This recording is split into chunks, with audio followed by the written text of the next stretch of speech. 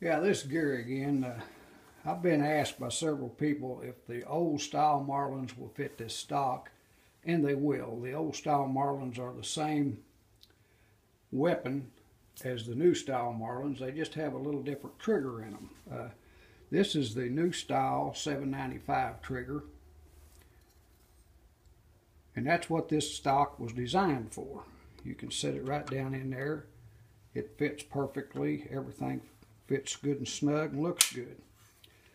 What you want to do is make sure when you put your old style in there that it's flush right here.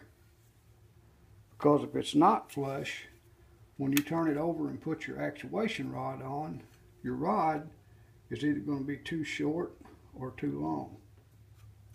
That's why this needs to be flush. So the old style trigger, which this is a Model 60, an old style Model 60 trigger, and I have ground this one off about 3/8 of an inch so it would set down in and let my actuation rod be the right length. Because if you don't grind this, when you put it in the gun, it is cocked up this way, and as you can see, that probably wouldn't work too good. So you have to grind it down to let it go on down in there. But I've messed with them a little bit, and I really hate to see a guy, if he's got an old Marlin, I hate to see him mess his trigger up.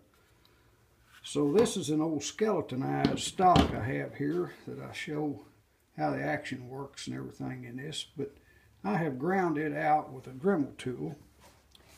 You can get them at Walmart. This is basically what I use to cut the plastic with. It does a really good job. You can get right down in there and grind her out. But once you grind this out right here, if you'd happen to get it a little bit too deep, you can still manage. It doesn't have to be perfect, because if you'll put your front screw in right here, it holds that down tight on this platform it's laying on.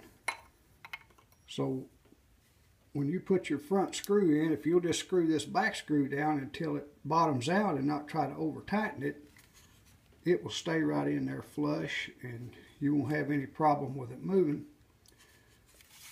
But in order to do this, I always take the trigger and I set it down in the stock, put my front trigger screw in. Then you can take a pencil and mark this out, and it will leave a little mark down there that you can see how much to Dremel out.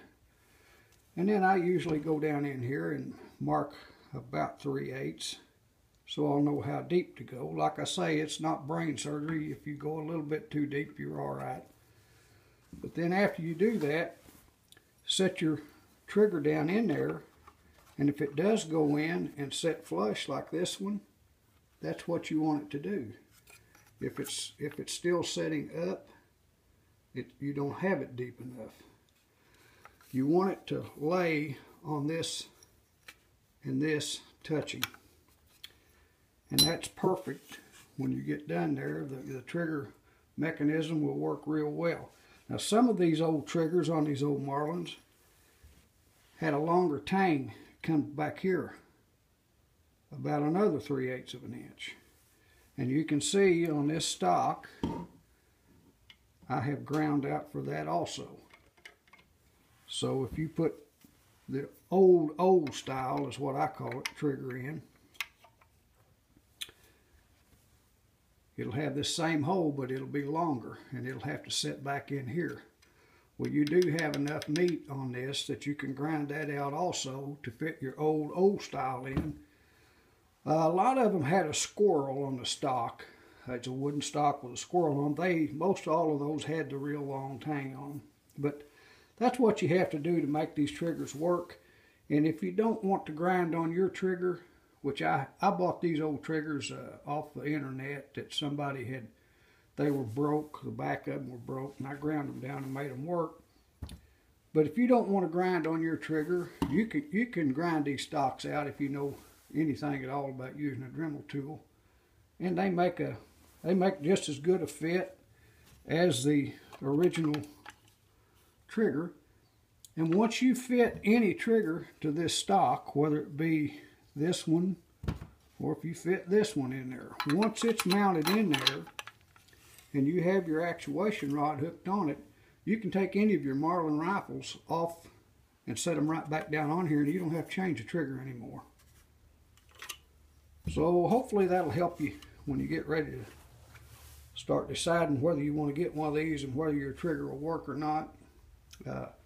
There's enough meat down in this here. If you can use a Dremel tool, you'll have to Dremel it out, but you can definitely make it work. Thank you.